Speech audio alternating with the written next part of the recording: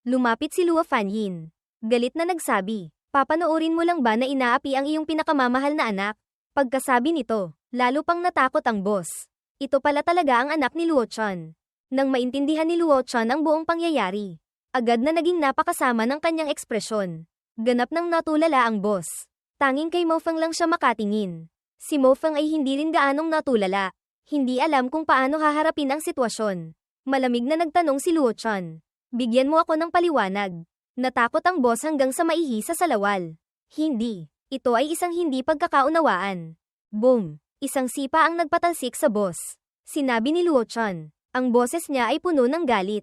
Huling pagkakataon. Hindi na naglakas loob pang magtago ang boss. Kung hindi, talagang mapapatay siya. Si Ginoong Mo Feng ang nagutos sa akin. Biglang nagbago ang ekspresyon ni Mo Feng. Nagmamadaling lumapit para magpaliwanag. Master, ito po ay talagang hindi pagkakaunawaan. Hindi ko po alam. Pak, bago pa niya matapos ang kanyang sinasabi. Isang sampal na ang tumama sa kanyang mukha. Nagpatambo sa kanya sa lupa. Hindi tanga si Luo Chun, narinig lang niya at alam na niya kung ano ang nangyari. Ganyan ba kita pinalaki? Nang pag-alitan siya ni Luo Chun ng ganito. Hindi na nang ahas pang sumagot si Mo Feng. Yumuko siya, ngunit ang kanyang mga mata ay puno ng puot kay Su Chen. Sumigaw si Luo Chun, humihingi ng tawad kay kapatid na Su. Isang malakas na aura ang bahagyang lumabas, na nagpamutla kay Mo Feng. Sinabi ni Luo Fanyin, Mo Feng, hindi ko inaasahan na ganyan ka palang tao. Iniligtas ka ni Su Chen. Hindi ka lang nagpasalamat, sinaktan mo pa siya, pagkatapos mong hindi siya matalo. Gumamit ka pa ng maruming paraan. Sobra akong nadismaya sa iyo. Mula ngayon, huwag mo na akong hahanapin pa. Ayoko nang makita ka. Nang makitang galit si Luo Fanyin, nagmamadaling nagpaliwanag si Mo Feng. Hindi, Fanyin, pakinggan mo ang paliwanag ko. Pinutol siya ni Luo Fanyin. Ano pa ang ipapaliwanag mo? Kumikilos ka ng padalos-dalos nang hindi iniisip ang kahihinatnan. Mapagkunwari, makitid ang pag-iisip. Ano pa ang sasabihin mo? Pinagalitan ni Luo Fanyin si Mo Feng ng husto. Pagkatapos ay sinabi ang isang bagay na tumagos sa kanyang puso. Tingnan mo si Su Chen. Mayroon ka bang maipagmamalaki kumpara sa kanya? Natigilan si Mo Feng. Nanigas ang kanyang katawan. Ang mga naunang sinabi ay maaari pa niyang balewalain. Ngunit ang huling pangungusap na ito ay talagang isang matinding dagok para sa kanya. Nang marinig ang sinabi ni Luo Fanyin, lalo pang nagalit si Luo Chun. Hindi niya inaasahan na may ganito pa palang anggulo ang pangyayari. Humihingi ng tawad kay kapatid. Sumigaw si Luo Chun. Hindi nakakatakot matalo. Ang nakakatakot ay ang matalo at hindi umamin. Si Luo Chun ay laging matuwid at marangal. Ngunit nagkaroon ng ganitong klaseng disipulo. Nakakahiya talaga. Nagpumilit pa rin si Mo Feng. Master, may hindi pagkakaunawaan dito. Hindi po ito tulad ng iniisip nyo. Hinayupak, bago pa matapos magsalita si Mo Feng. Hindi na makatiis pa si Luo Chun. Sumiklab ang kanyang galit. Isang sipa ang nagpatalsik kay Mo Feng. Natulala ang mga tao sa paligid. Ano ba talaga ang nangyari? Bakit hindi man lang pinakinggan ni Luo Chun? Direkta nang binugbog si Mo Feng. Nadisipulo pa naman niya. Sa isang iglap, lahat ng tingin ay napunta kay Su Chen. Ano ba talaga ang kanyang pinagmulan para pahalagahan siya ng ganito ni Luo Chun? Mabilis na nabugbog si Mo Feng hanggang sa mamaga ang kanyang mukha na parang ulo ng baboy. Sinabi ni Luo Chun, ngayon, ligpitin mo na ang iyong mga gamit at umalis ka na. Si Luo Chun, wala akong ganitong klaseng disipulo. Sobra siyang nadismaya kay Mo Feng. Master, nagkamali po ako. Talagang nagkamali po ako. Nakikiusap po ako. Huwag niyo po akong paalisin sa sekta. Hindi na ininda ni Mo Feng ang sakit sa kanyang katawan. Gumapang siya at nagmakaawa sa harap ni Luo Chun. Hihingi po ako ng tawad. Kasalanan ko po lahat. Agad po akong hihingi ng tawad kay kapatid na Su. Agad po akong hihingi ng tawad. Gumapang si Mo Feng sa harap ni Su Chen. Akmang hahawakan ang kanyang pantalon. Ngunit naiwasan siya ni Su Chen. Umiiyak siyang nagmakaawa. Su Chen, nagkamali ako. Ako ay isang hamak na tao. Hindi ako tao. Ikaw ay mapagbigay. Huwag mo na akong pansinin. Patawarin mo na ako. Pwede ba? Nangangako akong lalayuan ko na si Fanyin. Hindi na ako makikipagkumpitensya sa iyo. Ibibigay ko na sa iyo si Fanyin. Pwede ba? Nakikiusap ako. Patawarin mo na ako. Hindi ako maaaring paalisin sa sekta. Kapag napaalis ako sa sekta, wala nang matitira sa akin. Umiiyak na parang bata si Mo Feng. Nakadapa sa harap ni Su Chen. Nagmamakaawa. Kumunat ang noo ni Su Chen. Sinulyapan si Mo Feng. Una, ayoko ng asong tulad mo. Pangalawa, unang beses ko palang nakilala si Luo Fanyin. Walang tinatawag na gusto o hindi gusto tulad ng sinasabi mo. Bukod dito, hindi siya isang bagay na ipapasa-pasa lang. At saka, ang itsura mo ngayon ay talagang nakakasuka. Isang sipa ni Su Chen ang nagpatalsik kay Mo Feng. Hindi na niya ito pinansin pa. Lalo pang nadismaya si Luo Chun. Kung may kaunting dangal si Mo Feng, baka sakaling lamambat pa ang kanyang puso at bigyan siya ng pagkakataon. Ngunit hindi niya inaasahan. Natatakot ba siyang mapaalis sa sekta? Hindi. Natatakot siyang pagkatapos umalis sa Martial Artists Grand Hall ay mawawala sa kanya ang lahat ng mayroon siya ngayon. Lalo pang nagalit si Luo Fanyin. Galit na lumapit at pinagsasampal si Mo Feng. Sigaw niya, nakita ko nang hindi dalisay ang pagkagusto mo sa akin. Hindi ko inaasahan na ako lang pala ang gagamitin mo para manatili sa Martial Artists Grand Hall. Sa mata mo, isa lang akong bagay na maaaring ipasapasa. Hayop ka, mabuti na lang at hindi ako nabulag. May sasabihin pa sana si Mo Feng. Ngunit tumayo na si Luo Chun. Malamig na sinulyapan si Mo Feng. Umalis ka na. Ipapaalam ko sa buong mundo na hindi ka na aking disipulo. Pagkasabi nito, napahandusay si Mo Feng sa lupa. Nawalan na ng liwanag ang kanyang mga mata. Na tila tumanda ng 10 taon sa isang iglap. Gayunpaman, sa sumunod na segundo, biglang tumayo si Mo Feng. Ginamit ang lahat ng kanyang lakas. Isang punyal ang lumitaw sa kanyang kamay. Sumasaksak patungo kay Su Chen. Kasalanan mo lahat ito. Dahil sa iyo kaya ako napaalis sa sekta. Alam mo ba kung ano ang ibig sabihin yun sa akin? Nang makita ito, umatras si Su Chen. Binunot ang Long Yuan sword. Agad na pumulandet ang sword aura. Pinigilan ang atake ni Mo Feng. Binalikan niya ito ng suntok. Ngumisi si Su Chen. Ibig sabihin, napaalis ka na sa sekta. Pagkatapos, walang katapusang sword aura ang sumibat patungo sa kanya. Gusto pang sumangga ni Mo Feng. Ngunit huli na. Sa sumunod na sandali, dumaan ang sword aura. Kasunod ang mga talsik ng dugo. Dumura ng maraming dugo si Mo Feng. Nanlabo ang kanyang mga mata. At bumagsak sa lupa. Wala ng buhay. Kung gusto mo akong patayin, huwag mo akong sisihin. Walang bahid ng konsensya si Su Chen. Malamig niyang sinulyapan ang bangkay ni Mo Feng. Naramdaman lang na bahagyang tumaas ang chi at dugo sa kanyang katawan. Binuka ni Luo Chun ang kanyang bibig para magsalita.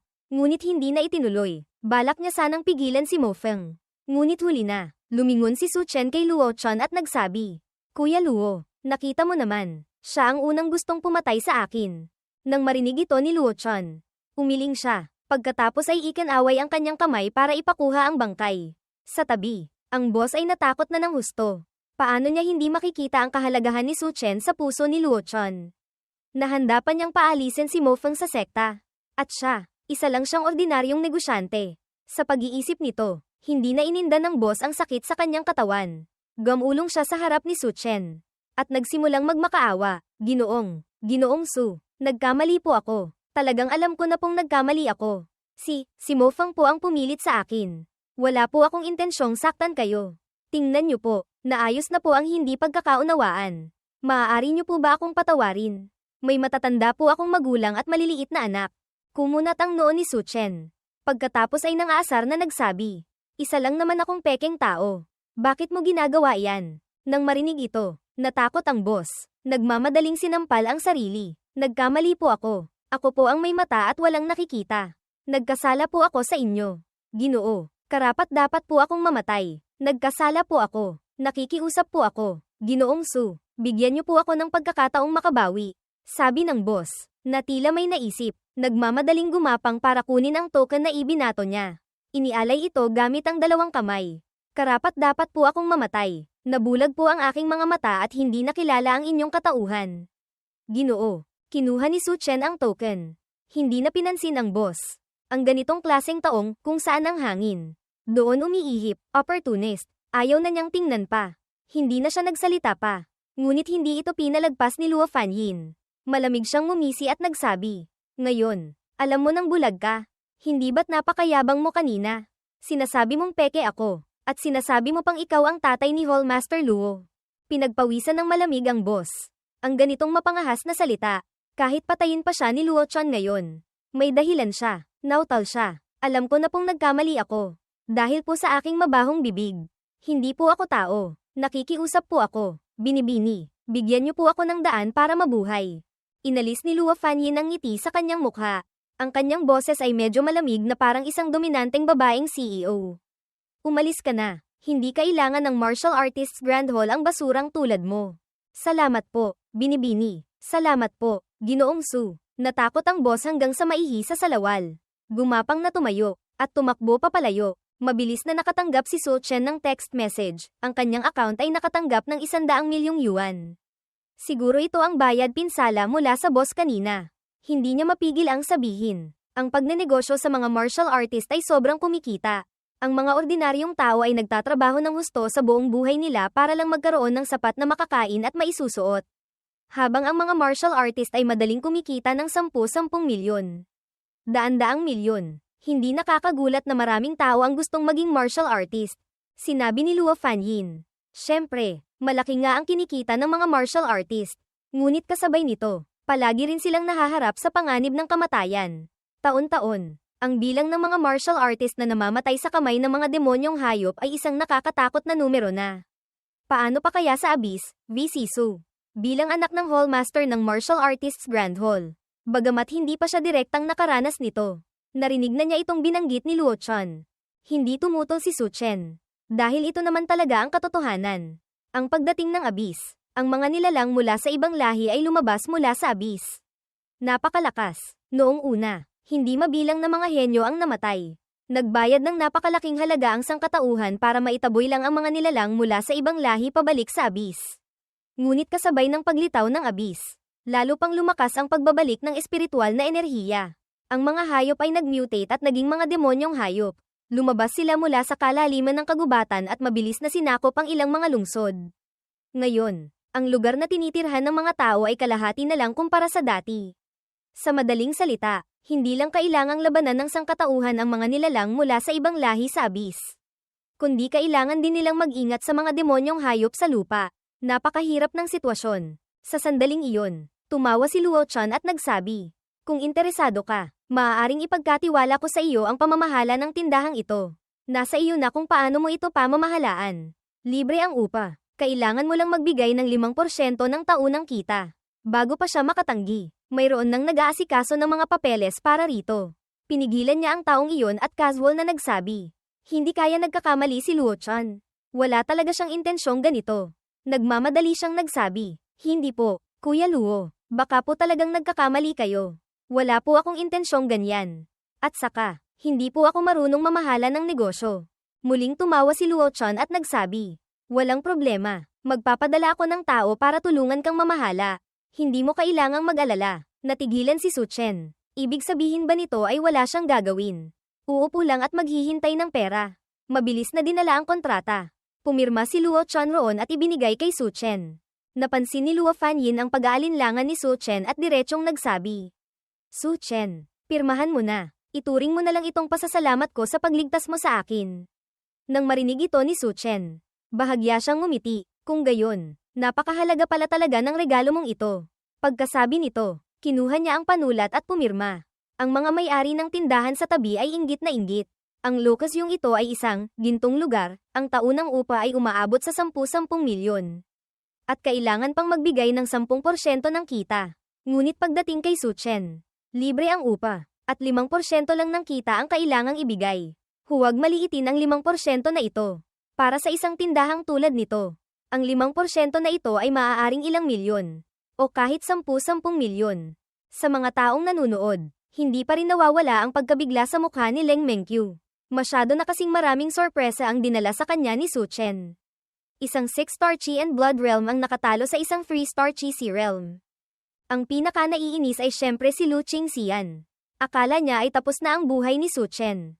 Hindi niya inaasahan na simula pa lang pala iyon ng kanyang pag-angat. Ang halaga ng tindahang ito. Hindi niya kayang isipin kung gaano kalaking kita ang maaaring maidulot nito. Kung napunta lang ito sa kanya. Matapos pumirma, nasiyahang ngumiti si Su Chen. Pagkatapos ay nakipagkwentuhan siya sandali kay Luo Chan at naghanda ng umalis. May sasabihin pa sana si Luo Fanyin.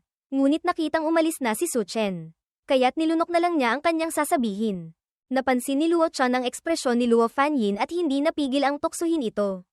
"Bakit? Nahulog na ba ang loob ng pinakamamahal kong anak?" Namula ng husto si Luo Fanyin at sinaman ng tingin si Luo Chan. "Matandang to. Hindi seryoso. Sinong nahulog ang loob? Na-curious lang ako kung saang unibersidad siya natanggap." Ganoon kalupit ang talento niya. Tiningnan ni Luo Chan si Luo Fanyin nang may makahulugang tingin. Paano niya hindi malalaman ang iniisip ng kanyang anak? Kung walang ibig sabihin, bakit siya magtatanong ng mga ganitong bagay? Bahagya siyang ngumiti at sumagot. Luo Cheng Technical College. Luo Cheng Technical College. Nagkakamali ka ba? Ganoong talento. Sa technical school lang siya papasok. Tumaas ng ilang tono ang boses ni Luo Fanyin. Puno ng pagkabigla at hindi paniniwala ang kanyang mukha. Tumawa si Luo Chan. Tinitingnan si Luo Fanyin nang may makahulugang tingin. Iyan, kailangan mo nang itanong sa kanya mismo. Hehe, mukhang wala nang masabi si Luo Fanyin. Sa sandaling ito, nakaalis na si Su Chen sa Martial Artists Grand Hall. Gumaling na ang pinsala sa kanyang pundasyon. Ang susunod ay ang paghahanda para sa entrance exam ng Luo Cheng Technical College pagkalipas ng 1 linggo. Kahit technical school ito, kailangan pa rin niyang seryosohin. Tutal, may kinalaman ito sa pamamahagi ng cultivation resources sa Luo Cheng Technical College sa hinaharap. Ang pagpasok sa universidad ay hindi tulad ng high school, walang gurong tagapayo na pantay na namamahagi ng resources. Sa universidad, lahat ay nakasalalay sa sariling lakas. Magandang talento, mataas na lakas, makakatanggap ng mas maganda at mas maraming resources. Kung hindi, matatanggal. Ganoon talaga ang realidad. Bukod dito, mayroon pang system mission, pumasok sa abyss sa ilalim ng Luo Cheng Technical College. Patayin ang 100 miyembro ng ibang lahi. Ang pagkumpleto ng misyon ay magbibigay ng upgrade sa kanyang sword body. Ako ang lalaking gustong maging sword god, bulong niya sa sarili. Hindi napigil ang mapangiti, Su Chen. Ngunit sakto namang ilang hakbang pa lang ang nagagawa niya ng isang boses ang umalingaw-ngaw. Huminto siya, lumingon, at nakita sina Leng Mengqiu at Lu Qingxian na nakatayo sa likuran niya. Medyo kakaiba ang kanilang mga ekspresyon. Nagtanong siya, anong kailangan nyo? Na-curious siya kung ano ang kailangan sa kanya ni Leng Mengqiu. Kung si Lu Qingxian lang, hindi siya mananatili kahit 1 segundo. Nang marinig ito, huminto sandali si Leng Mengqiu. Hindi na nagpaligoy-ligoy pa. At dumiretso sa punto, sa talento at kakayahan mo. Talagang kontento ka na ba sa Luo Cheng Technical College? Nandito pala para magnakaw ng tao, Poach. Inaamin ko, noong sinuri ang talento mo kanina. Sobrang nagulat ako, ngunit matapos malaman na sira ang iyong pundasyon. Nagsimula na akong mag-alinlangan, para gumaling ang pundasyon. Maliban na lang kung makakakuha ka ng Yao Wang Shizu, Demon King Strukers, Essence. Ngunit alam mo rin kung gaano kahirap hanapin ang Yao Wang Shizu. Maging ang Xinghe University, para makakuha ng Yao Wang Shizu, ay kailangang magbayad ng malaking halaga. Ngunit ngayon, ang iyong talento ay muli akong ginulat. Sa edad na 18, naunawaan mo na ang sword aura at nakakalaban ng lampas sa iyong antas. Ang iyong talento ay sapat na para matawag na halimaw, prodigy. Karapat-dapat na bayaran namin ang halagang ito. Kaya, Su Chen, pumunta ka na sa Xinghe University. Bibigyan ka namin ng pinakamahusay na cultivation resources. Ang isang lugar tulad ng Luo Cheng Technical College ay hindi talaga maikukumpara. Matapos marinig ang sinabi ni Leng Mengqiu, bahagyang ngumiti si Su Chen. Hindi siya direktang sumagot, sa halip ay nagtanong pabalik kay Leng Mengqiu. Medyo curious lang ako, kung pumayag akong pumasok sa Xinghe University ngayon. Ngunit hindi ko naunawaan ang sword aura. At napaka-ordinaryo lang ng ipinakita kong talento. Ano ang gagawin nyo? Pagkasabi nito, huminto sandali si Leng Mengqiu at sumagot. Kung ang halagang ipapakita mo ay hindi karapat-dapat sa babayaran naming halaga, pababayaan ka namin. Tumawa si Su Chen. Napaka-praktikal. Maganda ang Xinghe University. Pero pasensya na. Pinipili ko ang Luo Cheng Technical College. Walang dahilan. Paano siya makakapasok sa abyss kung pupunta siya sa Xinghe University? Paano siya makakapatay ng mga miyembro ng ibang lahi? Paano niya may upgrade ang kanyang sword body? Tungkol naman sa cultivation resources. Haha, huwag kang magbiro. Ako ang lalaking may system. Ang pagpatay lang ay sapat na para lumakas. Sakto namang may abyss sa ilalim ng Luo Cheng Technical College. Ang pagpasok doon para manghuli ng mga miyembro ng ibang lahi. Hindi ba't napakasaya noon? Nang marinig ito ni Leng Mengqiu, direkta siyang natulala. Lahat ng sinabi ko kanina. Wala lang. Wala ka man lang narinig kahit isang salita. Maaari mo bang sabihin sa akin ang dahilan? Hindi na nag-isip pa si Su Chen. Itinuro niya si Lu Qingxian at nagsabi. Dahil nasa Xinghe University siya. Nasusuka ako. Unang natigilan si Lu Qingxian. Pagkatapos ay puno ng galit ang kanyang mukha. Su Chen, anong ibig mong sabihin? Lalaki ka ba talaga para maging ganyan ka petty? Nakakatuwa ba yan? Su Chen, Hindi ka na bata, hindi batang Yuji, childish, yan. Sumagot si Su Chen. Sige, sasabihin ko na ang totoo. May isa pa akong dahilan kung bakit ako pupunta sa Luocheng Technical College, para ipaghiganti ang aking mga magulang. Hindi ito kasinungalingan, dahil 4 na taon na ang nakalipas. Ang kanyang mga magulang ay nagsakripisyo habang nagbibigay ng suporta sa Abyss sa ilalim ng Luocheng Technical College. Ayaw na niyang pag-usapan pa ito. Sige, aalis na ako. Tumalikod siya para umalis. May sasabihin pa sana si Leng Mengqiu. Ngunit sa huli ay pinigilan na lang niya. Nakita niyang hindi talaga pupunta si Su Chen sa Xinghe University. Nang makitang umalis na si Su Chen, naghanda na ring umalis si Leng Mengqiu.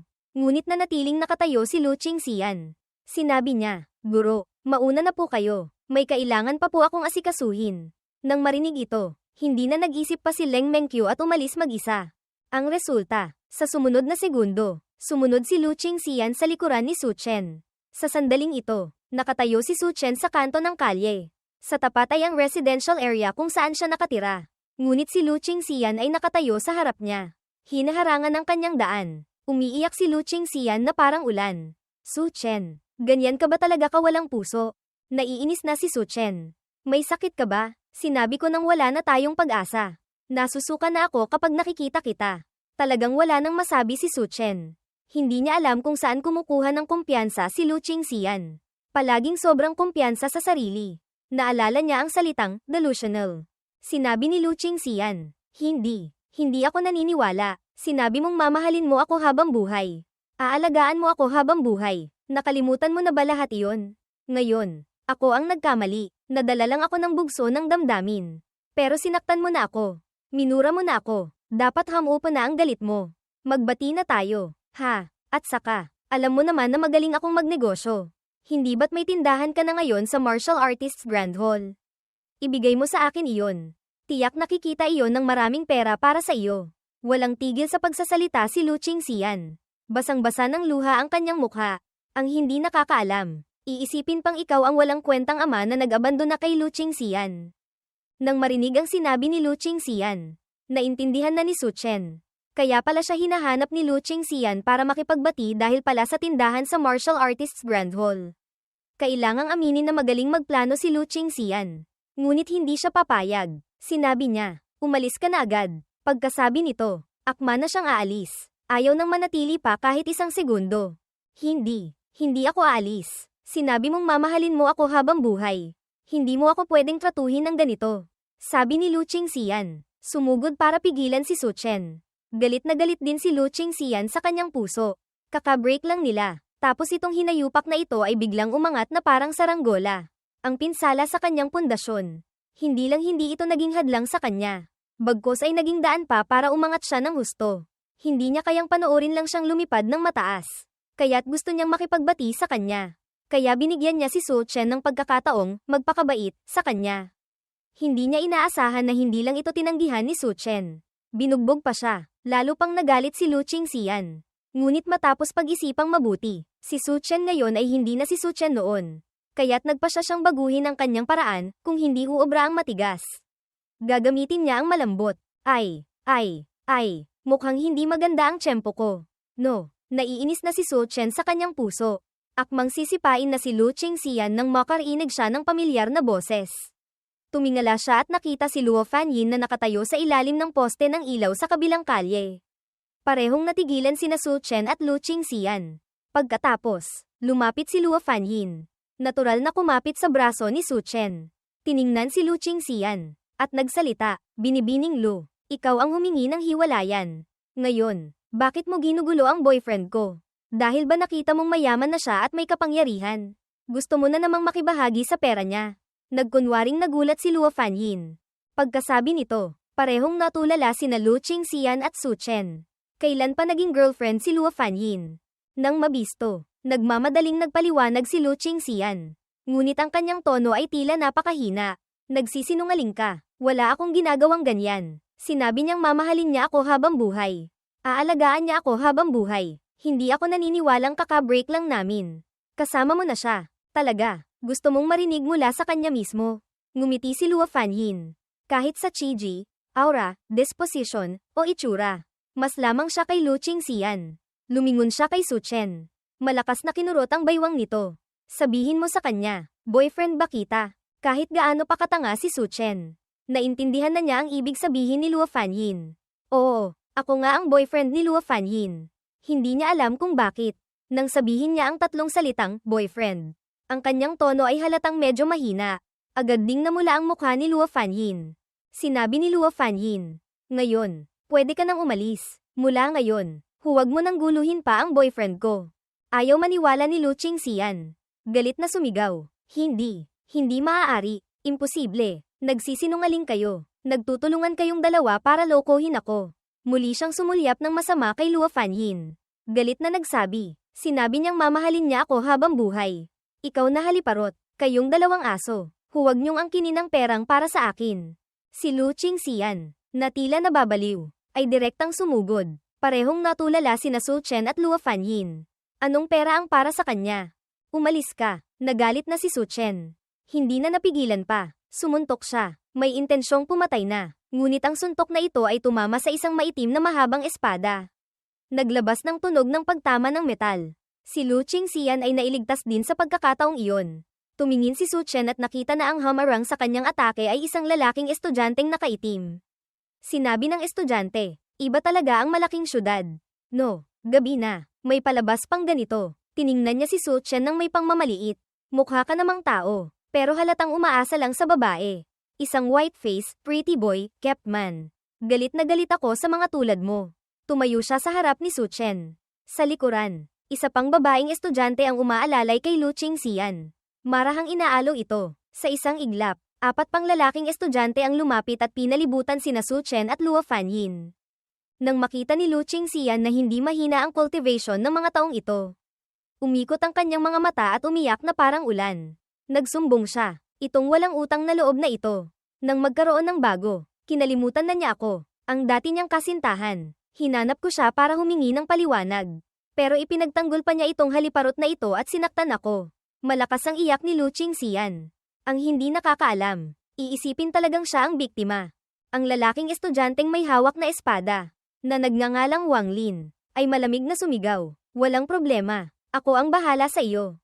Iwinasiwas niya ang kanyang Zun Ma Dao, horse-slaying saber, at humiwa diretso kay Su Chen. White face. Tikman mo ang espada ng pamilyang Wang. Nang makitang sumusugod si Wang Lin, itinulak ni Su Chen si Luo Fanyin sa kanyang likuran. Umalon ang kanyang chi at dugo, at agad na lumitaw ang Long Yuan sword sa kanyang kamay. Umalingaw-ngaw ang tunog ng pagtama ng metal. Isang hiwa ang nagpatalsik kay Wang Lin. Sinabi niya, white face, hindi ko inaasahang may kaunti ka palang kakayahan. Malamig na nagtanong si Su Chen. Medyo naiinis na rin. Sino kayo? Wala itong kinalaman sa inyo. At saka, hindi ito tulad ng nakikita nyo. Umungol si Wang Lin. Nangangatwiran ka pa. Papatayin kita. Umalon ang kanyang chi at dugo. Humiwa. Kahit isang 8-star o 9-star chi and blood realm martial artist ay hindi tiyak na makakasangga sa hiwang ito. Gayunpaman, hindi ito pinansin ni Su Chen. Isang daloy ng sword aura ang agad na pumulandet. Direktang sinira ang kanyang atake. Kasabay nito, isang hiwa ang nagpatalsik kay Wang Lin. Sumigaw si Wang Lin. Putang ina. Itong white face na ito. May kaunting kakayahan pala. Sugod. Gulpihin natin siya. Hindi na siya nagsalita pa. Direktang inutusan ng iba pang kasama na sumugod at gulpihin si Su Chen. Isang panglalaking estudyante, na nagngangalang Wu Tao, ay malamig na ngumisi. Wang Laoliu, Old Sixth Wang. Sinabi ko nang hindi ka uubra. Isang maitim na mahabang sibat ang lumitaw sa kanyang kamay. Sumasaksak patungo kay Su Chen. Ang resulta, sa sumunod na segundo, gaya ng inaasahan, lahat sila ni Wang Lin ay napatalsik. Si Wu Tao ay bumagsak sa lupa. Sobrang napahiya. Gusto pang bumawi. Itong white face na ito. May ilang kakayahan nga talaga. Ang babaeng estudyante sa likuran ay lumapit. Kumunat ang noo, at tiningnan si Su Chen. Bilang isang martial artist, gumagawa ka ng ganitong bagay. Hindi ka ba nahihiya? Nagtanong ang babaeng estudyante. Nang makitang umiiyak ng husto si Lu Qingxian. Naniwala na siya sa sinabi nito. Ngumisi si Su Chen. Haha, isang grupo ng mga tanga. Tinatamad na siyang magpaliwanag pa. Sasabihin ko ulit, wala itong kinalaman sa inyo. At hindi ito tulad ng nakikita nyo. Kung manggugulo pa kayo, huwag nyo akong sisihin kung hindi ako magiging magalang. Nang marinig ito, medyo nagalit ang babaeng estudyante. Bago pa siya makapagsalita, Tumayo na si Wang Lin. Galit na galit, umungol. Putang ina, wala pa akong nakitang mas mayabang sa akin. Kung hindi kita mapapatay ngayon, apo mo na ako. Talagang nagalit na si Wang Lin. Ang kanyang chi at dugo ay sumabog. Malinaw na 6-star chi and blood realm lang siya. Ngunit ang aura na kanyang inilalabas ay mas malakas pa kaysa sa isang 3-star chi and blood realm martial artist. Tumayo na rin si Wu Tao at ang iba pa. Direktang umatake. Sa pagkakataong ito, sumali na rin ang babaeng estudyante sa laban. 5 silang nagsanib puwersa para salakayin si Su Chen. Nag-aalala si Luo Fanyin sa kanyang puso. Gusto niyang tulungan si Su Chen. Ngunit masyadong matindi ang laban. Hindi siya makasingit. Si Lu Qingxian ay nakatayo sa tabi. Malamig na ngumingisi. Na-curious din siya. Saan ba nanggaling ang mga tandang ito? Bakit parang wala silang utak? Kung ano ang sabihin niya. Naniniwala agad. Pero mabuti na rin. Hindi mahina ang kakayahan ng 5 ito. Magandang turuan siya ng leksyon. Kung matutamba nila siya, mas madali nang ayusin. Habang walang malay siya, kunin ang kontrata. Tatakan ng thumb mark. Ilipat lahat ng ari-arian sa ilalim ng pangalan niya sa pangalan ko. Sa pag-iisip nito, hindi napigil ang mapangiti ni Lu Qingxian. Nakangiti ka pa, kapatid mo. Isang sampal ang tumama sa mukha ni Lu Qingxian. Natigilan si Lu Qingxian. Bago pa siya makarik, hinailan na siya ni Luo Fanyin at binugbog. Hindi niya talaga kalaban si Luo Fanyin. Binugbog siya hanggang sa wala na siyang kalaban-laban. Sina Wang Lin at ang iba pa sa tabi ay may intensyong iligtas si Lu Qingxian. Ngunit hinaranggan sila ni Su Chen. Malinaw na talagang nagalit na siya. Ang espada sa kanyang kamay ay humiwa ng marahas. Hindi mabilang na sword aura ang biglang pumulandet. Direktang nagpatalsik sa kanilang lahat. Bumagsak sila sa lupa at umubo ng maraming dugo. May dugo sa gilid ng bibig ng babaeng estudyante. Nagtanong siya, sino ka ba talaga? Walang ganyang klaseng eksperto sa Luo Cheng. Pag-isipang mabuti, walang ganyang klaseng tao sa Luo Cheng. Isang 6-star chi and blood realm na sobrang bayentay, abnormal, perverted. Akala niya ay sapat ng bayentay sina Wang Lin at Wu Tao, na kayang apihin ang mga dating estudyante. Ang resulta, ngayon sila naman ang inaapi ni Su Chen. Ang mahalaga, si Su Chen ay nasa 6-star chi and blood realm din. Medyo nagulat din sina Wang Lin at Wu Tao. Sa parehong antas, hindi pa sila natatalo. Ngayon, ganoon na lang kadali silang natalo ni Su Chen. Sumigaw si Wang Lin. Nagtatanong ka pa ng kalokohan. Umuwi ka na. Tawagin mo ang mga matatanda. Sumang-ayon din si Wu Tao. Tama, putang ina. Inaapi nila tayong mga taga Luo Cheng Technical College na walang tao. Muling nagtanong ang babaeng estudyante. Medyo nagulat. Ako si Bai Qingyan, second-year student ng Luo Cheng Technical College. Sino ka ba talaga? Nang marinig ito, natigilan si Su Chen. Kakaiba ang kanyang ekspresyon. Mga taga Luo Cheng Technical College pala sila. Ako si Su Chen, natanggap na estudyante ng Luo Cheng Technical College. Nang umalingaw-ngaw ang kanyang boses, tumahimik ang eksena. Lahat sila ay natigil ang nakatingin sa kanya. Nagtatakang nagtanong si Bai Qingyan. Ikaw si Su Chen, ang natanggap na estudyante ng Luo Cheng Technical College. Sa pagkakataong ito, pumunta sila sa Luo Cheng para hanapin siya. Dalhin ang admission notice at cultivation resources. Para maiwasang magbago ang kanyang isip at lumipat sa ibang unibersidad. Hindi lang nila inaasahan na ang una nilang pagkikita ay sa ganitong sitwasyon. Kasabay nito, medyo nahihiya rin si Su Chen. Hindi pa siya nakakapag-enroll. Sinaktan na niya ang kanyang senior. Inunat ni Wang Lin ang kanyang leeg. Ang kanyang tono ay puno ng pagdududa at kaunting hindi kasiyahan. Sinasabi mong ikaw si Su Chen. Ano ang patunay mo? Nang marinig ito, kinuha ni Su Chen ang badge ng Luo Cheng Technical College na ibinigay sa kanya ni Meng Chen kanina. Nang makita ito, tiningnan siya ni Bai Qingyan ng may komplikadong ekspresyon. Tunay ngang estudyante ng Luo Cheng Technical College. Nakumpirma na ang kanyang pagkakakilanlan. Medyo awkward lang. Tiningnan ni Bai Qingyan ng malalim si Su Chen. Naalala ang layunin ng kanyang pagpunta rito. Kinuha ang storage ring sa kanyang bulsa. Isang pitik ng kanyang daliri. 300-year-old spirit herbs at 1,000-year-old spirit ginseng ang lumitaw sa kanyang kamay. Sa utos ng Dean, narito ako para ibigay sa iyo ang admission notice ng Luo Cheng Technical College.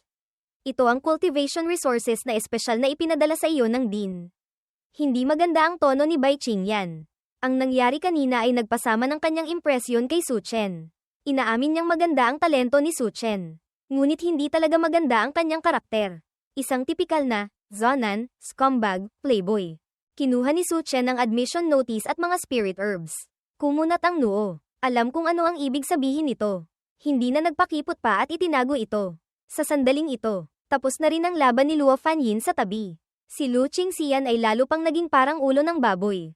Nakahandusay sa lupa, hindi na makapagsalita, saka lang siya binitawan ni Luo Fanyin. Lumapit, at malakas na sinabi sa mga taong iyon. Luo Cheng Technical College. No, haha, isang grupo ng mga tanga. Pagkasabi nito, medyo nagalit si Bai Qingyan. Sina Wang Lin at ang iba pa ay masama rin ang tingin. Anong ibig mong sabihin? Maglakas loob kang ulitin yan. Nang makita ito, hindi natakot si Luo Fanyin. Hindi niyo pinag-iba ang tama sa mali. Sumugod na agad kayo para manakit. Hindi ba't tanga yun? Hindi ko tinutukoy ang Luo Cheng Technical College. Nararamdaman ko lang na kayong mga tao ay talagang nakakahiya sa Luo Cheng Technical College. Alam niyo ba ang buong kwento? Alam niyo ba kung ano ang nangyari? Alam niyo ba ang relasyon namin ni Su Chen? Narinig niyo lang ang isang panig ng kwento mula sa kanya. Agad niyong inakala na ako ang haliparot. Si Su Chen ang scumbag. Hindi ba't tanga kayo? Habang nagsasalita si Luo Fanyin, sinaman niya ng tingin sina Bai Qingyan. May sasabihin pa sana si Bai Qingyan. Ngunit ng pag-isipang mabuti, mukhang narinig nga lang niya ang isang panig ng kwento mula kay Lu Qingxian. Mahina siyang nagtanong. Palihim na sinulyapan si Su Chen. Kung gayon, ano ba talaga ang nangyari? Ipinaliwanag ni Luo Fanyin. Siya, si Lu Qingxian, sa martial exam, para iligtas siya. Nasira ang pundasyon ni Su Chen. Ngunit hindi lang siya nagpasalamat kahit kaunti. Bagkos ay humingi pa ng hiwalayan kay Su Chen. Iniwan siya. Ang resulta, ngayon nakikita niyang may potensyal pa si Su Chen at maaaring mapakinabangan. Gusto na naman niyang kumapit at manggulo kay Su Chen. Nang marinig ito, hindi napigil ang mamula ng mukha ni Bai Qingyan. Yumuko, gustong magtago sa ilalim ng lupa. Nang marinig ang sinabi ni Luo Fanyin, naalala niya ang video na napanood niya kanina, ang video na naging viral sa Martial Arts Square.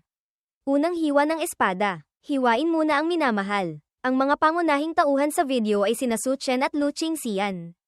Sina Wang Lin at ang iba pa ay sobrang napahiya rin. Noong panahong iyon, galit na galit pa silang nagmumura. Gustong hiwain ang babaeng iyon para alisin ang salot sa lipunan. Hindi nila inaasahan na ngayon ay gumawa sila ng ganitong kalaking pagkakamali.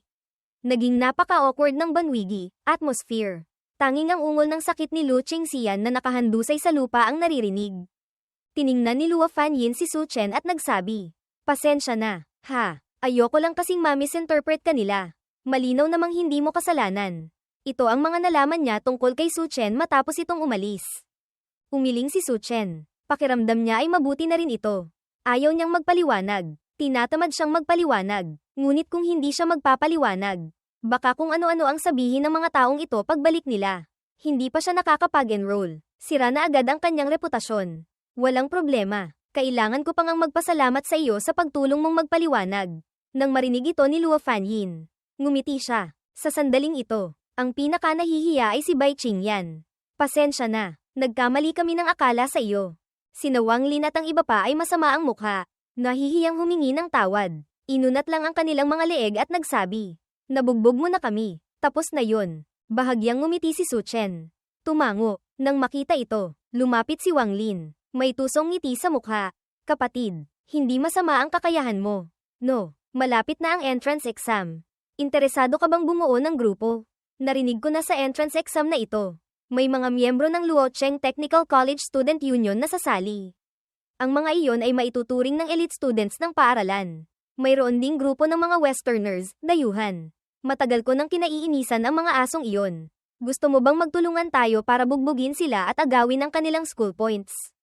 Lumapit din si Wu Tao. Pinunasan ng dugo sa gilid ng kanyang bibig. Walang pakialam na sumali sa usapan. "Tama, magtulungan tayong 5. Ano ba ang mga dating estudyanteng iyon? Bugbugin natin sila hanggang mamatay." Nang marinig ang sinabi ni Wang Lin at Wu Tao, medyo nagulat si Su Chen. "Anong ibig niyong sabihin? Mga bagong estudyante rin pala kayo." Lumapit si Wang Lin. Tuwang-tuwa ang mukha. Tumatawa. "Hehehehe. Ano? Interesado ka ba? Hati tayo sa mga school points na maaagaw natin."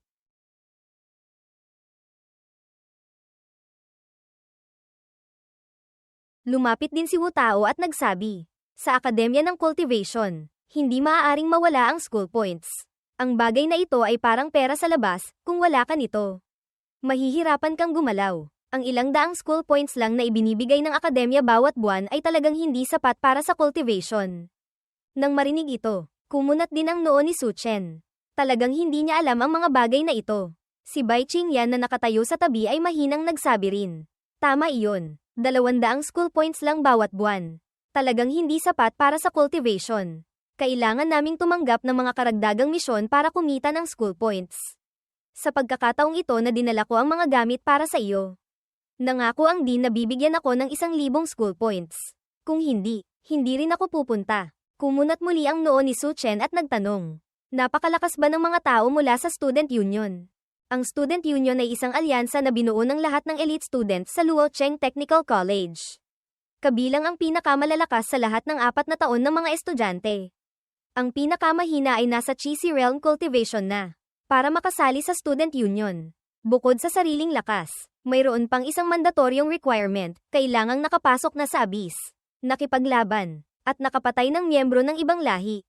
Ang 10 nangunguna sa exam na ito ay maaaring direktang makapasok sa Student Union. Kasabay nito, pipiliin ang isang chief student, Thursday Tixin. Iyon ay, ang boss ng inyong batch. Bilang chief student, makakatanggap ka ng karagdagang resources. Magkakaroon ng espesyal na kapangyarihan sa akademya. At makakapasok ng mas maaga sa abyss. Nang marinig ito, talagang naging interesado si Su Chen. Ang kanyang kasalukuyang misyon ay ang pumasok sa abyss at pumatayin ng 100 miyembro ng ibang lahi. Kung pagpasok niya sa akademya ay hindi siya papayagang bumaba sa abyss. Baliwala lang ang lahat. Mukhang kailangan niyang paglabanan ang posisyong ito ng chief student. Maraming salamat, senior, sa impormasyon. Nagsimula na siyang magplano sa kanyang isip. Nang makitang naayos na ang hindi pagkakaunawaan. Nag-alok sina Bai Qingyan at ang iba pa na pumunta sa isang kalapit na restaurant para magdiwang. Si Lu Qingxian naman ay nakahandusay pa rin sa bangkita. Makalipas ang ilang sandali, saka lang siya hirap na tumayo. Puno ng puot ang kanyang mga mata habang tinitingnan si Su Chen sa restaurant na hindi kalayuan. Walang matinong lalaki, magsisisi ka, Su Chen. Pagkasabi nito ni Lu Qingxian nang may puot, hirap siyang umalis. Mabilis na lumipas ang 1 linggo. Na-refine na ni Su Chen ang lahat ng 21 spirit herbs. At lalo pang lumakas ang kanyang chi at dugo. Kung mayroon pa siyang 1 araw, tiyak na makaka-breakthrough siya sa 7-star chi and blood realm. Ngunit wala ng oras. Ngayon ang araw ng entrance exam ng Luocheng Technical College, hindi siya maaaring mahuli.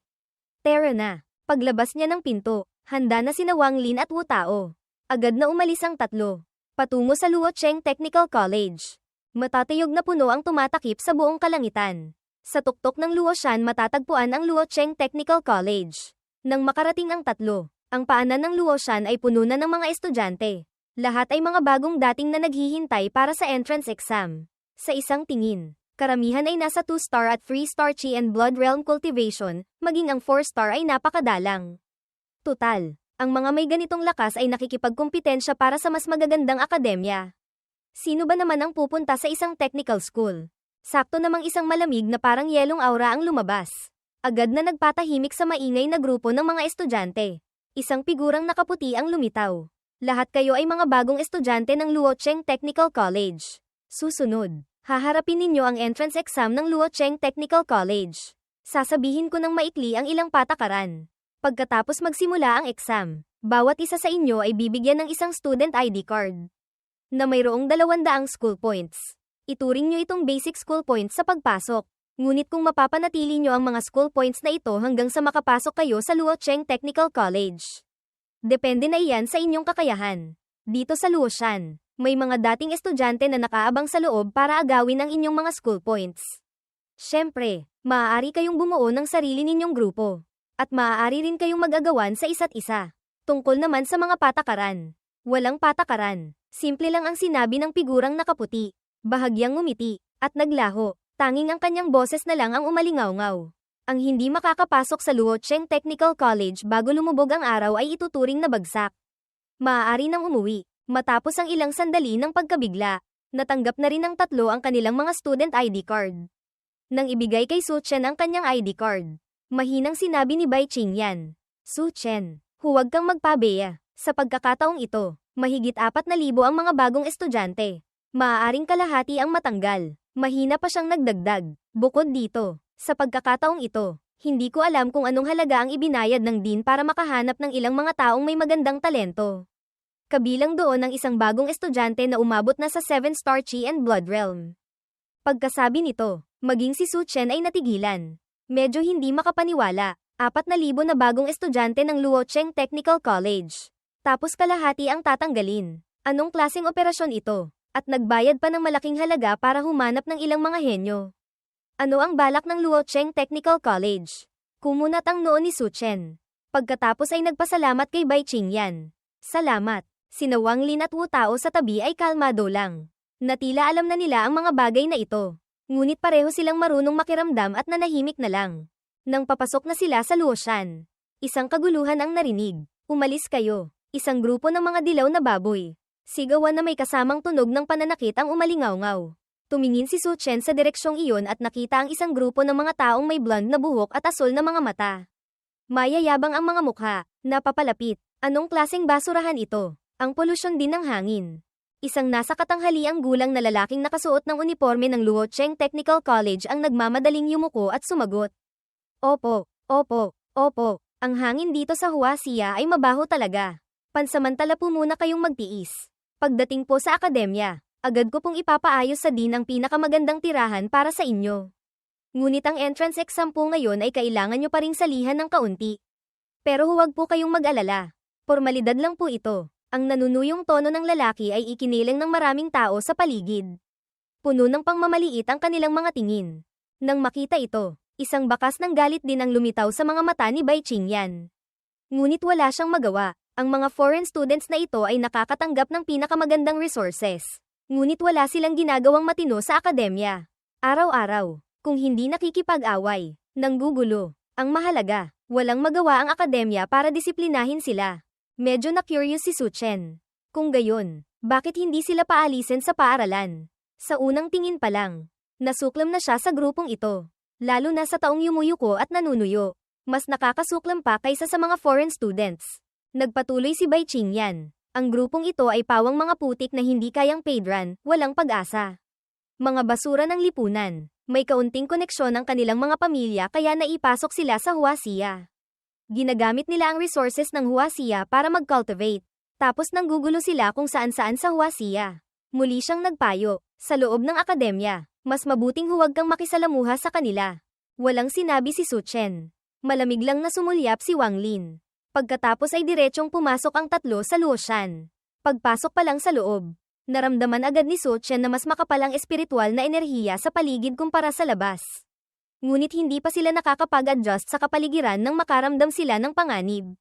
Lumingon sila at nakita ang isang lalaking estudyanteng nakaitim na nakasandal sa isang malaking berdeng bato. Tinitingnan sila nang may mapanuksong tingin. Bagong pasok pa lang kayo. Mga senior nyo ako, hindi ko kayo masyadong pahihirapan. Pero ganito talaga ang patakaran. Kung ayaw nyong mabugbog, ibigay nyo na ang inyong mga school points. Hindi ako kukuha ng marami. 100 lang bawat isa. Nang makita ito, hindi napigil ang mapangiti ni Su Chen. Napakaswerte naman nila. Kapapasok pa lang, may nakasalubong na agad na dating estudyanteng nangaagaw. Hindi masama ang lakas ng dating estudyanteng ito. Nasa 2-star Chi si Realm na. Ngunit hindi ito pinansin ni Su Chen. Sa halip ay tiningnan niya sina Wang Lin at Wu Tao at nagtanong. Kaya nyo ba? Anong hindi kakayanin? Bago pa makapagsalita si Su Chen, sumugod na si Wang Lin.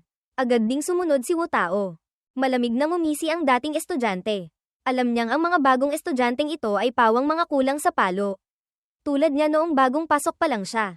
Isang bagbog lang. Magiging masunurin na agad. Bahagyang ngumisi ang dating estudyante. Nang maramdaman niyang sina Wang Lin at Wu Tao ay parehong nasa 6-star Chi and Blood Realm.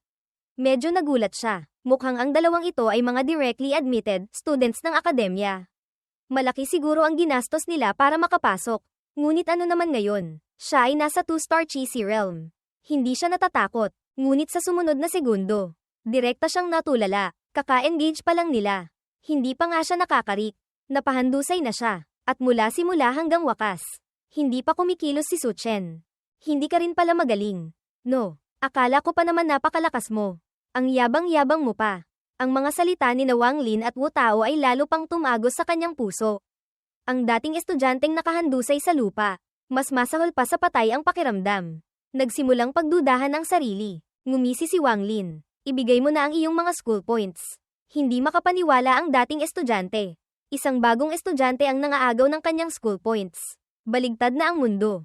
Anong sinasabi mo? Nagkukunwari ka pa. Isang sipa ni Wang Lin ang nagpabugbog sa dating estudyante. Pagkatapos, personal niyang kinuha ang student ID card ng dating estudyante.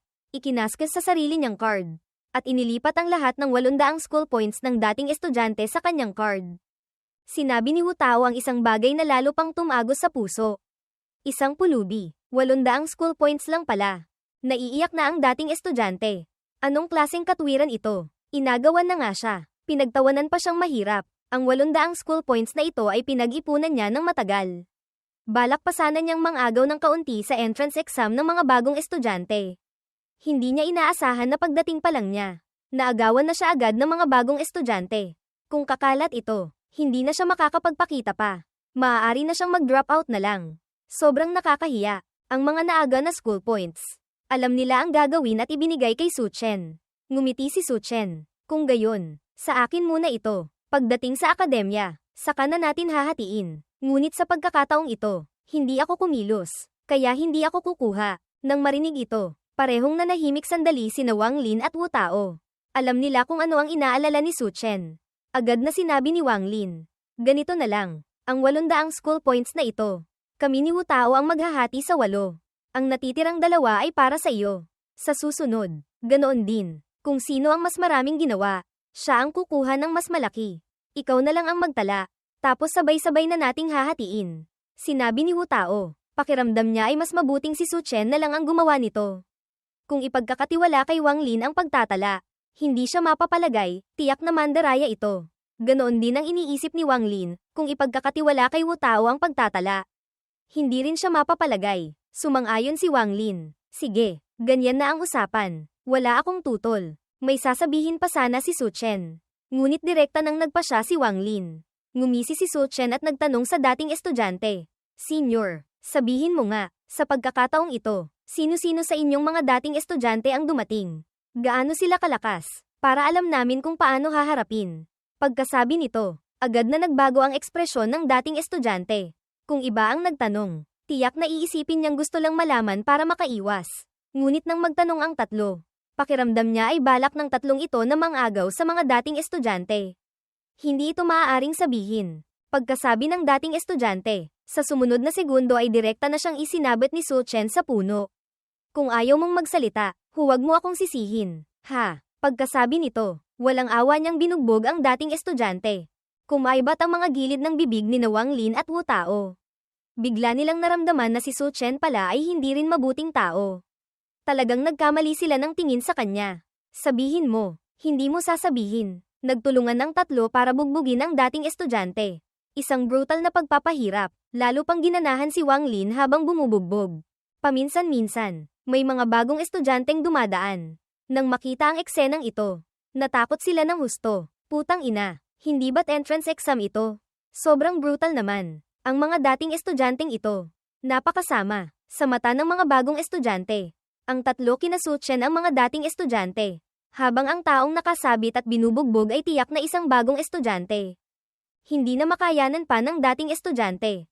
Nagmamadaling nagsabi, sasabihin ko na, kung hindi pa ako magsasalita, baka patayin ako ng tatlong hinayupak na ito. Sa pagkakataong ito, ang pinakamalakas sa mga dating estudyante ay ang pangalawang pinuno ng Student Union. Si Lu Qingfeng. Ang kanyang cultivation ay nasa 6-star cheesy realm na. Mayroon ding grupo ni Mo Hankong, sa kanilang grupo. Lahat ay mula 3-star cheesy realm pataas. At ang grupo ni Jiang Zini. Ang mga grupo nilang tatlo ang pinakamalakas sa mga dating estudyante sa pagkakataong ito. Bukod doon, iilang maliliit na grupo na lang. Nang marinig ito ni Su Chen, medyo nagulat siya. Ang pangalawang pinuno ng Student Union ay personal pang dumating para sa isang entrance exam lang. Kailangan ba talaga iyon? Ipinaliwanag ng dating estudyante. Bakit hindi kakailanganin? Mahigit 4,000 kayong mga bagong estudyante. Bawat isa ay may 200 school points. Iyon ay 800.000 school points. Iyon na ang isa, ng kabuuang school points ng buong Luocheng Technical College sa isang taon. Nang marinig ito, nagulat din si Su Chen. Kung iisipin, hindi nga maliit na numero iyon. Matapos malaman ang balitang ito, hinimas niya ang kanyang baba. Nag-iisip, kung makakatagpo nila ang tatlong grupong ito, gaano kalaki ang tsansa nilang manalo. Ang isang 6-star cheesy realm na maaaring maging pangalawang pinuno ng student union ay tiyak na hindi isang ordinaryong tao. Hindi nagtagal, nakarating na ang tatlo sa gitnang bahagi ng Luotian. Ang Locus yung ito ang pinakapanganib. Karamihan sa mga dating estudyante ay nakaabang dito. Kumpara sa ibang mga bagong estudyante na palihim na gustong makalusot. Ang tatlo kina Su Chen ay ibang-iba. Dir-diretsong naglalakad. Hila-hila ni Wang Lin ang kanyang Zanma daw. Naglalakad ng mayabang at walang pakialam. Sina Wu Tao at Su Chen naman ay nakaabang na sa tabi. Naghihintay lang na ang biktima ay kusang lumapit. Gaya ng inaasahan, mabilis na napansin ng tatlong dating estudyante si Wang Lin. Ang mga bagong estudyante ngayon, hindi lang mayabang, wala pang utak, kung hindi natin sila tuturuan ng leksyon. Nakakahiya naman sa ating pagiging mga dating estudyante. Pagkasabi nito, lumakad ang tatlo patungo kay Wang Lin. Hindi nila alam na dir-diretso na silang pumasok sa patibong ni Su Chen at Wu Tao. Sa sumunod na sandali, agad na kumilos ang tatlo. Napakagaling ng kanilang koordinasyon. Direkta nilang pinatulog ang dalawang dating estudyante. Isa na lang ang natirang malaking dating estudyante. Ngunit nang makita niyang hindi maganda ang sitwasyon, tumalikod siya at tumakbo. Ngunit paano siya hahayaan ni Su Chen na makatakas? Hawak ang Long Yuan sword. Direkta niyang hinabol ang dating estudyanteng ito na nasa 4-star cheesy realm na. Maituturing ng magaling, ngunit sa ilalim ng kanyang mga kamay. Hindi pa umabot ng 3 galaw ay pinatulog na niya. Kinaladkad pabalik, hindi napigilan ni Wang Lin at Wu Tao na sabihin. Ang lakas ni Su Chen ay talagang higit pa sa amin. Mabilis na naalis ang lahat ng school points ng tatlo. Nakakuha sila ng karagdagang 4,000 school points isang matabang tupa. Matapos gawin ang mga bagay na ito, naghanda ng umalis ang tatlo. Ngunit ang ingay ng labanan sa tabi ay nakaakit ng kanilang pansin. May trabaho na naman. Hehe, gusto ko talaga ang ganitong mantis stalking the cicada. Unaware of the oriole behind, naglalaro ng apoy. Hindi alam na may mas malaking panganib na naghihintay. Sabay na ngumisi sina Wu Tao at Wang Lin. Diretsong lumapit si Su Chen sa lugar kung saan may ingay ng labanan. Isang boses ang umalingaw-ngaw. Mga dilaw na baboy, hindi pa ba ninyo ibibigay ang inyong mga school points? Isang pang blonde na may asul na mga mata ang nagsalita. Ganyan ba kaina ang mga martial artist ng Huaxia? Nakakadismaya naman. Sa tabi, isang lalaking estudyante ng Huaxia ang paulit-ulit na tumatango. Pagkatapos ay tiningnan ang tatlong taong nakahandusay sa lupa. Ibigay nyo na ang inyong mga school points. Ang mapansin ni Ginoong Miao ang inyong mga school points ay isang karangalan na para sa inyo. Nang marinig ito, agad na nagmurahan ang tatlong taong nakahandusay sa lupa. Asong tagasunod, kung kaya mo, patayin mo na kami. Kung hindi, pagpasok sa akademya, araw-araw kitang guguluhin. Ikaw na asong tagasunod, pinanganak ka ba ng nanay mo na walang buto sa likod? Gusto mo talagang maging aso ng iba? Ang matalo ng mga dating estudyante, o kahit ng mga bagong estudyante, matatanggap pa nila dahil sa sarili nilang kahinaan. Ngunit ang matalo ng mga dayuhang demonyong ito, talagang hindi nila matanggap. Ang mahalaga, mayroong palang traidor na nagbenta sa kanila. Lalo pa silang nagalit. Gustong-gusto nilang pagpira-pirasuhin ang hinayupak na nasa harap nila. Nang marinig ito, malamig na ngumisi ang asong tagasunod. Hindi lang siya hindi nahiya, bagkos ay mukhang tuwang-tuwa pa.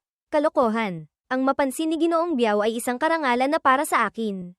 Gusto ko talagang maging aso. Ano ngayon? Ano ang may dudulot ng tinatawag niyong dangal? Mabugbog hanggang maging tanga o direktang matanggal. Ang eksenang ito ay lalo pang ikinagalit ng 3 taong nasa lupa. Akmang magsasalita pa sana, nang biglang nagsalita ang isang pang blonde na may asul na mga mata. Mga basura lang naman. Patayin na lang sila. Nag-alinlangan ng asong tagasunod. Ang pagpatay sa kanila, baka mahirap ipaliwanag sa Luocheng Technical College. Ang tinawag na Biao ay may pangmamaliit na sumulyap sa 3 taong nasa lupa. Hindi madaling palampasin. Paano nila ipapaliwanag? Pinatay na kung pinatay na. Ano ang magagawa nila sa atin? Nang marinig ito, tumango rin ang iba pang kasama. Walang bahid ng takot. Medyo nag-alinlangan pa rin ang asong tagasunod. Kung siya ang kikilos, baka hindi siya palampasin ng akademya pagdating ng panahon. Ang pagpatay ng estudyante sa panahon ng exam, maaaring makalusot ang mga dayuhang iyon. Ngunit siya, hindi. Sa pag-iisip nito, nag-alinlangan siya. Ngunit ang mga foreign students sa likuran ay direkta siyang inudyukan. Walang nagawa ang asong tagasunod kundi pumikit at sumugod hawak ang kanyang espada. Gayunpaman, sakto sa bingit ng kamatayan. Isang daloy ng sword aura ang direktang tumagos sa kanyang balikat. Ang kutsilyo sa kamay ng asong tagasunod ay kasabay na nahulog. Sa sumunod na segundo, agad na lumitaw ang figure ni Su Chen sa harap ng ilang tao. Malamig na parang yelo ang kanyang mga mata habang tinitingnan ng mga foreign students. Malakas na sumigaw sa sakit ang asong tagasunod. Lumapit sina Wang Lin at Wu Tao at binugbog siya ng husto. Pagkatapos, kinuha ang kanyang student ID card. Ngunit natuklasan na wala ni isang school point ang asong tagasunod na ito. Ang kanyang mga school points ay nailipat na lahat ng mga foreign students. Isang foreign student ang nagsalita. Walang bahid ng galit. Sino ka? Hindi masama ang iyong lakas. Sinulyapan din siya ni Bill. Pagkatapos ay ngumisi. Pwede na rin. Maaari kitang bigyan ng pagkakataong palitan siya bilang aking aso. Ibigay mo sa akin lahat ng iyong school points. At bibigyan kita ng pagkakataong ito. Sumama ka sa akin. Ito ang iyong sukdulang karangalan. Karangalan mo mukha mo. Talagang nagalit na si Su Chen. Isang nakakatakot na liwanag ng espada ang umikot. Isang matalas na aura ang kumalat. Ang yabang mo. Hindi mo pinahahalagahan ang ibinibigay sa iyo. Kung gayon, mamatay ka na. Siya rin ay nasa 6-star Chi and Blood Realm Cultivation. Ngunit ang kanyang kaharap ay isang walang kapantay na eksperto tulad ni Su Chen. Nang makita ito, agad ding kumilos ang iba pang mga foreign students. Sina Wang Lin at Wu Tao sa tabi ay matagal nang hindi makatiis. Sumugod para makipaglaban. Gayunpaman, sa ilang hininga lang, si Biao ay nakahandusay na sa lupa. Binugbog ni Su Chen hanggang maging parang panda ang kanyang mga mata.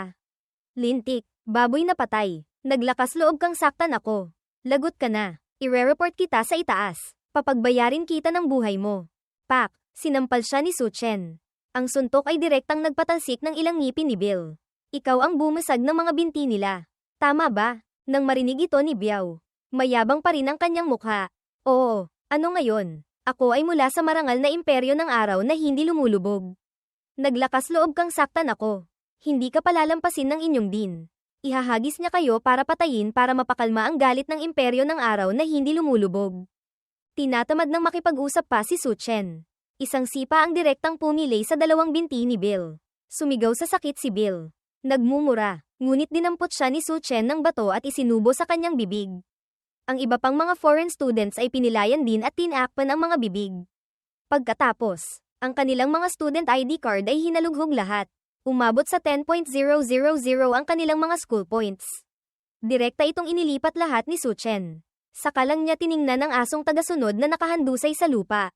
Talagang nakakasuklam ang mga foreign students. Ngunit ang asong tagasunod ang pinakakasuklam-suklam. Takot na takot ang asong tagasunod. Anong gusto niyong gawin? Gusto pa sana niyang lumaban. Ngunit halatang walang saysay. Walang sinabi si Su Chen. Direkta siyang binugbog ng husto. Isinabit. At binugbog. Mabilis. Sa ilalim ng salit-salitang pambubugbog ng tatlo. Ang asong tagasunod ay huling hininga na lang ang natitira. Habang nangyayari ito, 4 na dating estudyante mula sa law enforcement team ang dumating. Sila ang responsable sa pagpapanatili ng kaayusan. Matapos dalhin ang 3 estudyanteng nabalian ng binti, saka lang nila kinuha ang mga foreign students. Bago umalis, sinabihan lang nila si Su Chen. Huwag kang gagawa ng krimen. Matapos isabit ang asong tagasunod, inukit pa ni Wang Lin sa mukha nito ang dalawang salitang, Han Jian, traidor. Putang ina, galit na galit ako sa ganitong klaseng tao. Pagpasok sa akademya, isa-isa ko silang bubugbugin. Walang tigil din sa pagmumura si Wu Tao. Sinuntok pa ulit ang asong tagasunod bago tumalikod. Kaklase, sandali lang. Ilang hakbang pa lang ang nagagawa. 3 hanggang 5 dating estudyante ang muling hamarang sa kanilang 3. Mainitan ang ulo ni Wang Lin.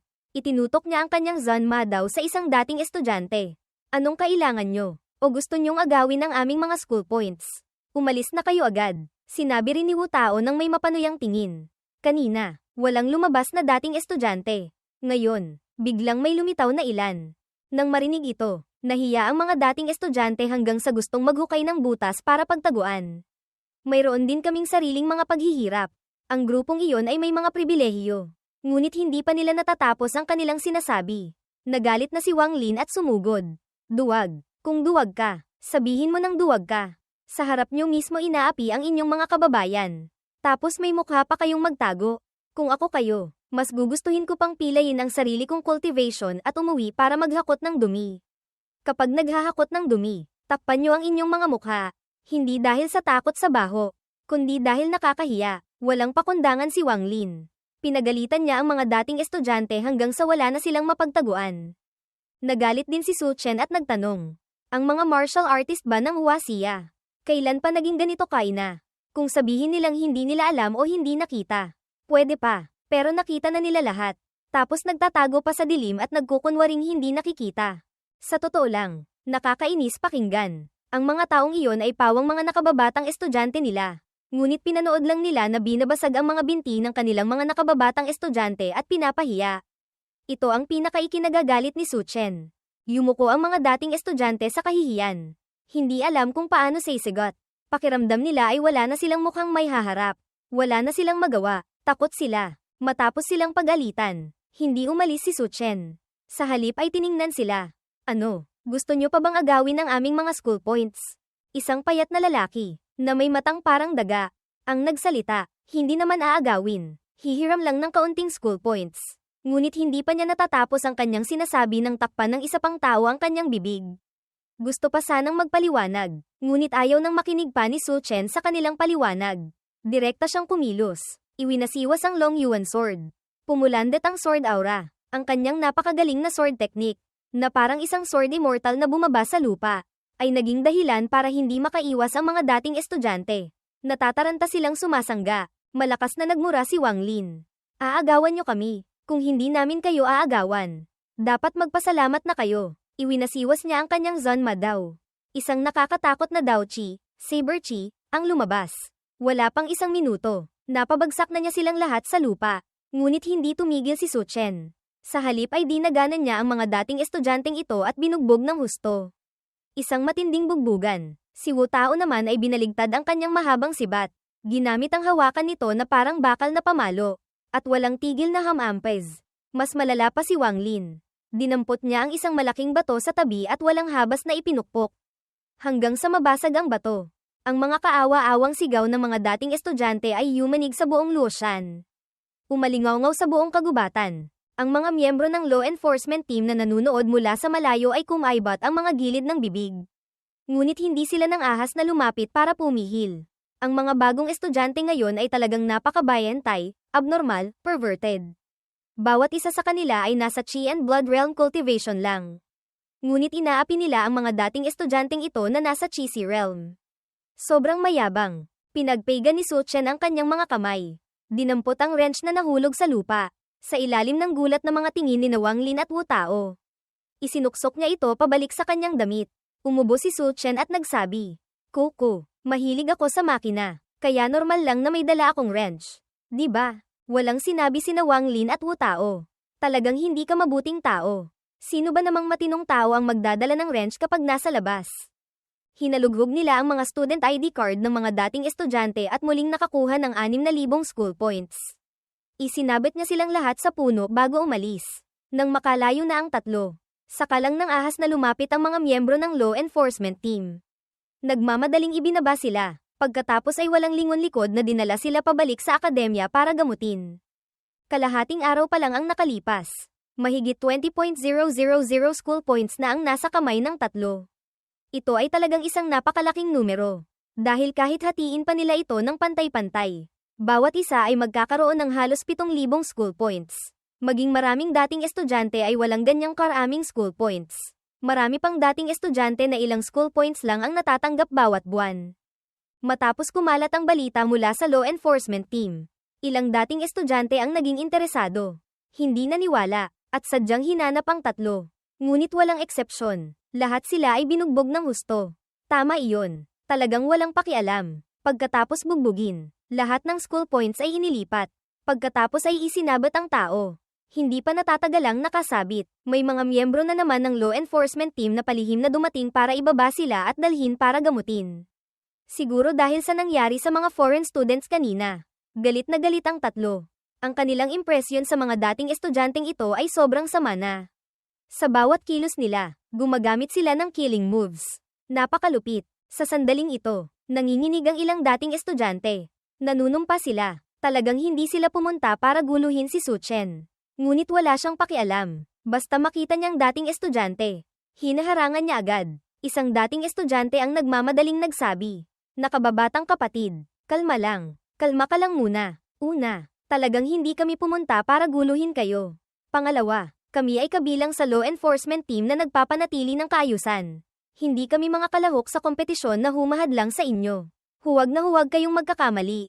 Hinayupak, gusto mo pa akong lokohin? Ibigay nyo na ang inyong mga student ID card. Ako na ang bahala. Umugang ang Long Yuan sword. Umikot ang sword aura. Nang makita ang eksenang ito, natigilan ng ilang dating estudyante.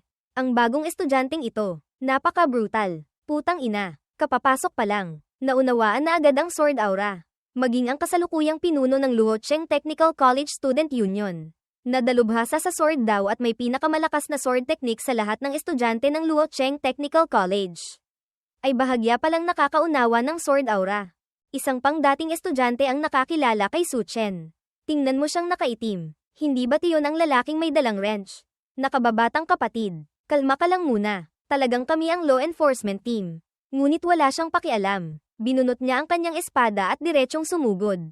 Sina Wang Lin at Wu Tao ay lalo pang walang pakialam. Dala ang kanilang mga espada at sibat. Sumugod para makipaglaban. Mabilis na nadaganan sa lupa ang mga dating estudyante ng law enforcement team at binugbog ng husto. Ang kanilang mga school points ay inagaw din lahat. Pagkatapos ay isinabit. Putang ina, law enforcement team pa. May mukha pa kayong magsabi niyan. Noong nanggugulo ang mga dayuhang demonyong iyon. Bakit hindi kayo lumabas para magpanatili ng kaayusan? Pinutol ni Su Chen si Wang Lin. Anong law enforcement team? Kalokohan. Ang inaagawan natin ay ang mga dating estudyanteng kalahok sa kompetisyon. Anong law enforcement team ang papasok sa competition venue? Natigilan sandali si Wang Lin. Agad na naintindihan ang ibig sabihin ni Su Chen. Tama, putang ina, halatang mga dating estudyante pa. Tapos magkukunwaring law enforcement team. Akala ba nila hindi natin alam? Pagkasabi nito, nagmura ulit siya at umalis. Naiiyak na ang mga dating estudyante ng law enforcement team. Putang ina, baligtad na ang mundo. May katwiran pa ba? Nang makalayo na ang tatlo.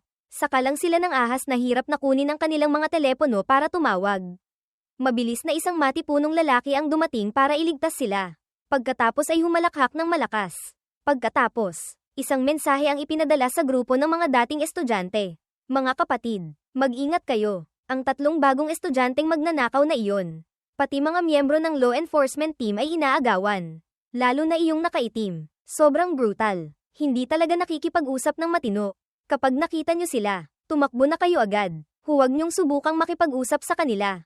Nang may padala ang mensaheng ito, sumabog ang buong grupo ng mga dating estudyante.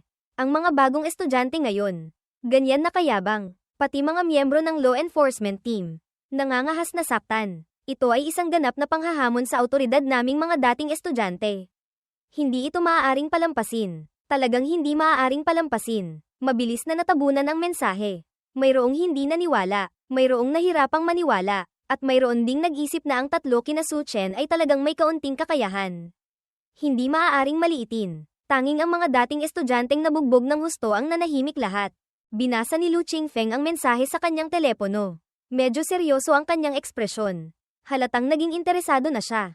Ganyan kalakas ang tatlong bagong estudyanteng ito. Interesante, bilang pangalawang pinuno ng student union. At nasa 6-star Cheesy Realm. Ang kanyang cultivation ay tiyak na pinakamalakas sa mga dating estudyanteng kalahok sa pagkakataong ito. Isang tao sa tabi ang nag-report. Kakatanong ko lang kay Old Chin mula sa law enforcement team. Kinumpirma niyang mayroon ngang tatlong napakalakas na bagong estudyante. Sa buong daan, binubugbog nila ang mga dating estudyante.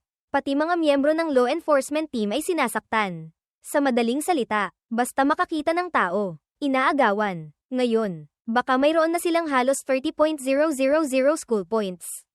Nang marinig ito, ngumiti si Lu Qingfeng. Mukhang ilang matitinik na tinik ang mga ito. Gusto ko pa naman ang mga ganyang tinik. Pagkasabi nito, diretsong pumasok si Lu Qingfeng sa Luoshan. Kasabay nito, mayroon ding mga grupo ni na Jiang Xinyi at Mo Hankong. Silang tatlo ang pinakamalakas sa mga dating estudyante sa pagkakataong ito. Matapos basahin ang balita, lahat sila ay naging interesado. Gustong tingnan ng tatlo kina Su Chen. Tanging si Bai Qingyan lang. Matapos basahin ang mensahe sa grupo. Ang hindi mapakali sa pag-aalala. Takot na makatagpo ni Su Chen ang tatlong brutal na magnanakaw na iyon. Hindi ba't sinabi na, ang tatlong magnanakaw na iyon? Basta makakita ng tao, inaagawan. Pati mga miyembro ng law enforcement team. Hindi pinalalampas. Talagang brutal. Sa sandaling ito, ang tatlo kina Su Chen ay mayabang pa ring naglalakad sa Luoshan. Ang ibang mga bagong estudyante ay palihim. Halos gustong maghukay ng tunnel para makapasok sa akademya. Kumpara sa kanila, sila ay talagang dalawang magkaibang sukdulen. Sa sandaling ito, matapos ayusin ang ilang dating estudyante, napunta ang tingin ng tatlo sa isang lalaking estudyanteng matangkad at tuwid ang tindig. Puti na parang nyebe ang buhok. Ang mga mata ng lalaking estudyante ay parang sulo. May dala siyang mahabang espada sa likod. Nakatayo siya roon na parang isang matalas na espada. Napapalibutan ng sword chi. Tinitigan siya ni Wang Lin. Sinulyapan ng ilang beses. At nagsabi, 7-star chi and blood realm. Mukhang bagong estudyante. Napunta rin ang tingin ni Su Chen sa kanya. Ang lalaking estudyanteng ito ay nagbibigay sa akin ng napakalakas na pakiramdam. Kumunat ang noo ni Wu Tao at nagtanong. Sandali, puting buhok na may dalang espada, ikaw si Dong Yu. Nabasa na niya ang impormasyon tungkol kay Dong Yu sa listahan ng mga bagong estudyante. Ang cultivation ng taong ito ay talagang pinakamataas sa mga bagong estudyante ng batch na ito. Nasa 7-star chi and blood realm na. Kasabay nito, tinagurian din siyang isang KYIE, prodigy, na kayang lumaban ng lampas sa kanyang antas. Narinig na may isang Chi realm martial artist na namatay sa kanyang mga kamay. Sa normal na sitwasyon, ang lakas at talento ni Dong Yu ay sapat na para makapasok sa Imperial Sect. Ngunit hindi alam kung anong paraan ang ginamit ng Dean para maloko siyang pumunta sa Luocheng Technical College.